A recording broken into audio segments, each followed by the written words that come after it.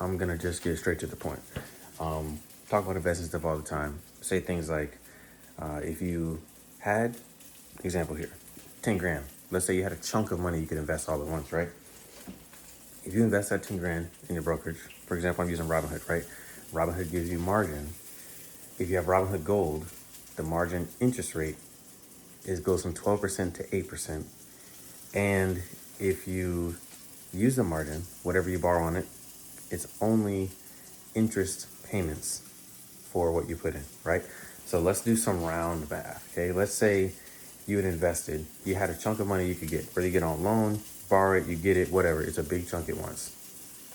You put it in some funds that are giving you 50% yield, which there's plenty of them out there. I'm not gonna argue people who say there aren't.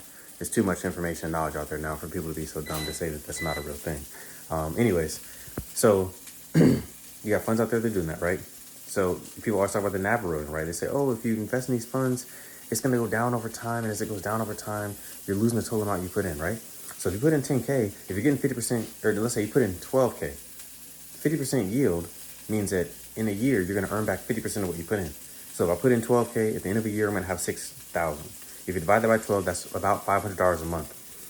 So in 2 years, you're going to have back the 12K you put in. So you just got paid back, right? But let's say, just for giggles, in the 2 years, like some of these funds have done, in the 2 years, the NAV erosion has taken your share value. That 12K that you put in is now worth 6K, right? But in the 2 years, you already got paid back your 12. So that 6K you now have left in there is just free money. You could sit there and keep those shares, taking the money home, the dividends from it, or you could sell those shares, take the 6K and go find something else to invest in. Or you could do any number of things. You could use that money to buy other funds that go up in value over time. I'm just saying it's asinine and dumb of me to think that there are people out there who are saying, well, Josh, I don't want to invest in this and have these dividends coming in because I'm going to get taxed.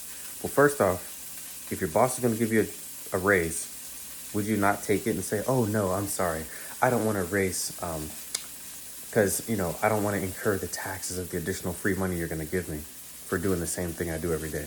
No, that's idiotic. Anyone that's out there, if your job was going to give you a raise, you'd say, give me my money. Go run me my money. You know what I'm saying? So that's the first dumb thing. The second dumb thing, if you're investing in something that's going to pay you back in 2 years what you put into it, you chunk it there the one time and leave it alone and let it pay you back for 2 years. And then once you're paid back, that's free money you're dealing with. At that point, any and everything that happens after that is free. So as the market continues to go up, because that's what it does over time, right? When it goes up and you recoup some of that value, and that 6K is then worth 8K and then 10K and then back up to 12. If you hold it long enough, that could happen, right? But then on the other end, even if it didn't happen, you already got paid back your initial investment. So does it freaking matter? No, because you already got it back. Then you could take another 10 and go invest in something else and get even more cash flow.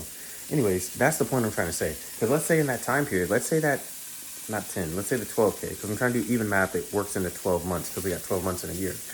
Let's say the 12K that you got, you had borrowed. And then the advantage of the margin that Robinhood and other brokerages will give you. Now, Robinhood's the lowest interest rate margin I have found. Schwab and Fidelity and Ameritrade and everybody else, they seem to be doing like 10, 12, 14% on their margin. Sometimes you can talk to them and try to negotiate it down. Sorry if you hear the sizzling, cooking some sausage in the background.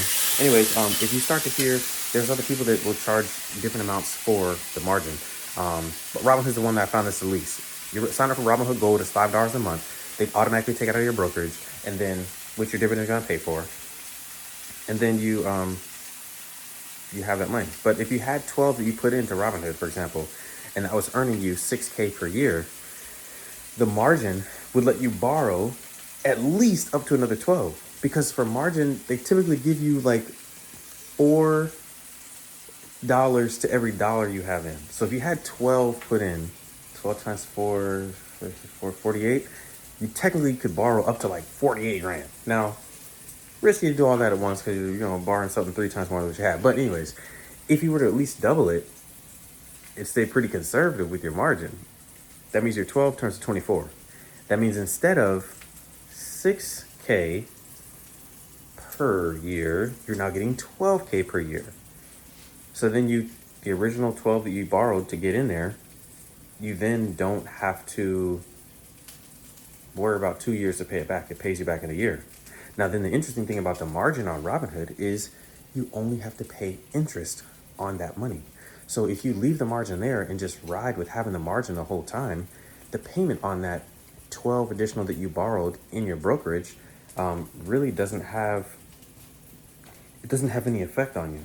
And the margin, people keep talking about margin calls and this and that. It's like if you set up the margin that you're using, the dividends every time you get paid automatically pay it down. It's daily interest for 30 days in a month. So let's say, it's, I don't know, $5 a day. I mean, I can't say the number per day because I have to look at how much you're taking out. But anyways, you get the concept. I mean, you should get the concept. If you don't get the concept, you might need to watch it again, or you might need to go research margin. I'm just putting out tidbits of information, tell people what they can do because it's working and I've been doing it. I'll just leave it at that. But yeah, it's working. Cash flow's going up, and the plan. I'm going to use the dividends to pay back the margin at some point and to pay back what I borrowed to put it in the first place. Because a large chunk of what I put in, it's the same thing people do when they buy a house. If you were to go buy a rental property, you're putting 20, 30% down. The rest of that home is borrowed on a loan. You're hoping to earn income from that home by someone renting that home. And then you're also hoping that the value of that home goes up in a few years. You're hoping at some point in the future, you can sell that home and get that cash flow and have what you earned in rent pay down the loan that you borrowed. Or you want to use that rent to pay off the loan that you took out for the home. And when the loan's paid off, guess what you still own? You still own a house, and you still have someone renting in that house, and they're still paying you money monthly. Except me, I don't have to worry about some crazy nitwit throwing concrete in my toilet pipes. I don't have to worry about somebody busting out on my windows. I don't have to worry about someone leaving a room full of diapers because they're a hoarder. I don't have to worry about all the other crazy stuff that some idiot could do who's in your home. I don't have to worry about it. And people say, oh, but you're risky because you're in the market. The market can crash and this and that and blah, blah, blah. If the funds I'm invested in are using options to create income, you can make money with options whether they go up or whether they go down. It's already a proven historical market fact that options make money. If you don't understand that, then you got to go research and look up stuff about options. And it's already a historically documented that the market goes up over time. Long periods of time, the market goes up. So eventually, if they're writing options that are calls, eventually it's going to go up. And even when it is going down, they can write some puts. And a lot of the funds that do this, they put 90% of the fund's money in treasury notes to get a guaranteed return. Because the only way a treasury note is not going to pay is if the U.S. government is defaulting on all their debts. And if the U.S. government is defaulting on all their debts and our freaking economy is going bad, you've got other things to worry about. You're not worried about your brokerage account at that point. No. You need bullets, you need the Bible, you need water, you need food. Because you're going to have to protect yourself if that's the state of the world. So that's not, your brokerage account is not going to be anything that you're worried about at that point. I just don't understand how people are not seeing something different to do with the risk. But that may be a whole nother topic for a different day. I don't know. I think the right people that I'm sending these messages out to are going to get it. Other people aren't going to get it. They're going to hate. They're going to say stuff. They're going to be like, oh, I'm like, okay, whatever. Do whatever you want. But what I'm doing for me has been working. I'm not saying you should do it. Only do what you should do. You should research what you should do. But I'm putting out information so you can take this information. You can go listen to some other people who are going to tell you their plan, their strategy, what they're going to do. And you find something that fits. I always joke and say, Grandma used to say, you eat the berries, but you spit out the twigs. You hear good information. You take what's good in the information. Whatever doesn't apply to you, doesn't fit your situation, you let it go. It's the same concept here. Now, one difference I'm planning on doing is, I do have a course about investing. I do schedule time to sit one-on-one and talk to people to try to help them learn or understand this if they have an interest to want to learn and want to know more. But some people, all the information is free. You can literally go learn all of this on your own for free. If you want to fast track to learning it, then you can sit down with me as a person and I can try to explain it to you, answer your specific questions, and get to what you specifically want. in your life. Because I am looking to pay back this debt and stuff that I used to do this investing to grow the cash flow to extremely high amounts. So, I mean, if people want to sit down and talk to me and I can help explain this to them so they can get it and they can apply it for their life, I don't mind doing that. You just got to set up time to do that. Contact me and we'll work through some things so I can try and show you what I'm doing and you can see if it works for you. Because I'm not telling you what to do. I'm giving you knowledge and information, which knowledge is power, and then you can do what you see fit for your life. Because that's pretty much how the world turns. I've already been doing this with other people and they've already been successful. So I don't, once they've applied the knowledge in the way that they see fit, they're having successes in what they're doing. Anyway, I guess that's about it. I was going to ramble on for a little bit. Again, not for everyone. Do what you see fit for yourself. But my goal right now is to not have to spend my time doing things that I absolutely abhor and hate. I want to spend time doing things that I enjoy, which is more time with my family, my dogs, my cat, my wife, my children, my hobbies, my interests. That's what I want to spend my time doing. I don't have to keep working, doing other things. I mean, I still work now. I still do side hustles. I still do a lot of different things because I'm working to get out of the rat race. But what the heck? They got these flies in here. It's my compost outside. I keep getting flies. I'm trying to grow some veggies in the garden. That's compost. It helps. Nature's black gold. Not oil, but compost. Yeah, but I mean, I'm trying to free up my time. And the only way to free it up is I'm not trying to be a trader. I don't want to sit and look at charts all day I just don't want to sit and look at charts all day. I mean, you have professional fund managers out there who that's their daily job. They sit down, they read the market, they look at charts. And guess what? Okay, so let me tell you another quick story for those of you that are still sticking around listening to this. I did a couple years of options trading. I learned how to trade options. I would say I was an amateur. I'm not a professional trader or anything like that. I was an amateur in trading options. I did it for a year. The first year I did it, I looked at my brokerage account. Now, again, I started investing in general in 2020. I've already talked about my journey. I started in 2020. I didn't start the options until 2022. I want to say 21, 22 is when I was learning and doing options, right? Maybe 23, part of 20, I don't know, sometime in that time period. It was after I'd been in investing for about a year or so. So after that happened, I learned options. I did them for a whole year. I was every day looking up at the market, had my phone on me, checking notifications, seeing where things were, selling calls and puts and blah, blah, blah, or buying calls and puts. Anyways, at the end of the year, I broke even. I looked at my brokerage account statement and I was like, what the heck? I spend hours. Every night I'm up looking at charts. Every morning I'm up looking at pre-market. I'm sitting there doing charts, looking at TradingView and stock charts and all these other places to get information, these free resources to use it. And I'm utilizing all that and I broke even. So then the second year I did options. You say, you know what? I need to really dial it down. I need to have a specific plan. I need to have goals. I need to just straight up say, this is my price target. As soon as I hit it, I'm selling out, I'm taking my profit and I'm moving on to the next trade. So, and I'm going to track every trade I do. I kept a spreadsheet. I had a spreadsheet. I did every trade in the spreadsheet. I still have the spreadsheet.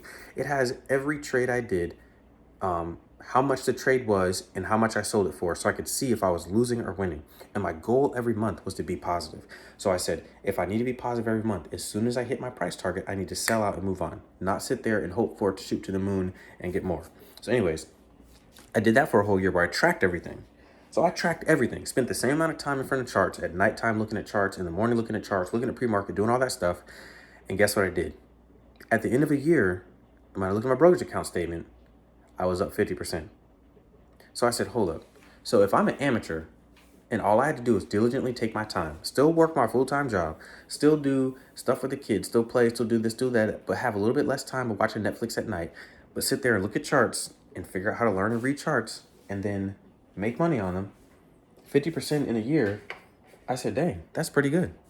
Now, when I looked back at that year of doing stuff, I said, if I can do this as an amateur and I can make 50%, I know the professionals out there can make way more than I can. Because I guarantee you, whoever the fund managers are that are out there managing these funds with hundreds of millions and billions of dollars, they have way more resources than me using the freebies on the internet. Like I'm using the free websites, the free information, free guides, and trying to join Discord groups and stuff like that to talk to people to understand more about the options so I can learn more and do more and apply more, blah, blah, blah. And in that time period, me as an amateur, when I actually buckled down and got disciplined, I could make 50% doing it. So I'm like, if I can do that, and there's funds out there that are paying 50% and above, why the heck would I spend all that time, all those hours researching and doing all that mess? No, I'm going to give the money that I have access to the funds that are doing it. And I'm going to let them do it. And guess what I get to free up now? My time. I'm not up in the morning looking at charts. I'm not up at night looking at charts. I'm just investing I'm looking at different funds to understand what they're about, what they're invested in, how they operate. Once I understand how they operate, I say, yes, that fits in my goals, or no, that's too risky, that doesn't fit in my goals. And then when I look at it, I say, okay, I'm buying this one. And I buy as many shares as I can all at once. And then I sit back and I let those shares pay me every month. And then when I receive that income, I use it to pay down the original debt I borrowed. And after a certain time period, I got to do the math. I have a spreadsheet, but I don't remember the number. After so many months, all of the funds I've received are more than what I put in. And at that point, everything else that's left is profit. I can sit on the shares and keep getting paid profit every month. Or I could say, I'm done with this investing thing. I'm selling everything I have and having a huge lump of cash and do whatever I want with it. I don't know. The possibilities are endless. My goal, though, is I want money. I want it now. I don't want to invest. I love growth stocks. I like growth stocks. I like companies that are going to grow over time. There's rags to riches stories we know of many different companies. Apple, college dropouts. You got Amazon. You got Tesla. You got Microsoft. You got Nvidia. There's so many different companies that have grown over time and are now doing great, growth companies, right? But also at the same time, with growth stuff, you cannot guarantee who's going to be around in 20 years. Back in the 90s, I said it before, Kodak, GM, GE, they were all huge, big companies. Everybody loved them. They were the top dogs, around the top. They're not there. No one even talks about Kodak anymore. I don't even know if there's even Kodak brand cameras anymore. Kinko's, Blockbuster, all that. There's so many things that used to be great, but now aren't great. So even if I picked the best companies right now to invest in for growth for the future, there's no way to predict that they're all going to be around. I don't want to wait 20, 30, 40 years to get a return and hope that what I invested in is worth more money. So when I need that money, I could sell it and then have the money I need. Because if I invest in something now that's $100 today and I want it to go to 10 grand tomorrow or 10 grand in 10 years, I have to bet that it's going to be at 10 grand in 10 years if I'm going to need the 10 grand at that time. But if I can invest money that I can invest now and I can get paid cash every month, I can then do things with that cash to make things happen in my life. Anyways, that's my goal. I'm about to end this. This is getting too long. I don't like long videos like this. This is already 18 minutes. I need to do like short, like 5-10 minute videos. So the next is going to be shorter. But a lot of rambling on, a lot of stuff. Yeah, that's it. All right, peace.